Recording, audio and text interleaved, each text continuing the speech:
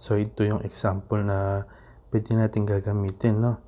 Itong 52 weeks high and low bilang ating support at saka itong resistance. Alright, next one na pwede natin gagamitin is yung ating moving average, yung ating golden cross and dead cross. Okay, so let's say gamitin natin yan, no? Type mo cross, yan, MA cross. Okay, yun. Tapos i-set mo siya ng teka, ba't nanginginig? May nadidetect na umipindot eh. So yun, parang rabbit nanginginig. So isi-set natin yung kanyang input short ng 20.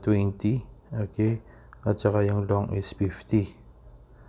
Alright, remember niyo yan, ha. Tapos ang gagawin natin, yung kanyang color is yung ating favorite, no? Pagka 20 is red, okay, pagka yung 50 is blue. Tapos i-cross natin siya ng green para yun ang ating magiging signal, right? And then yun, i-show natin at saka yung 52 week. Okay, so ayan yung kanyang 52 week, no?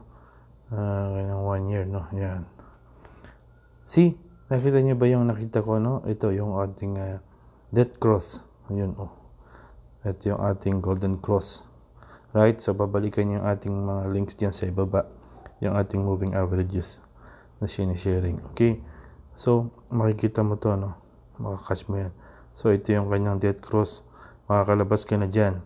So habang hindi pa siya golden cross, wala pang opportunity, since ito yung ating top 30 companies sa blue chips, hindi ka pa magti-trade. Yan ang ginagawa ng mga investors, no? Nag-aantay sila na magkaroon ng golden cross bago sila papasok na nag-uptrend na yung ating PSCI.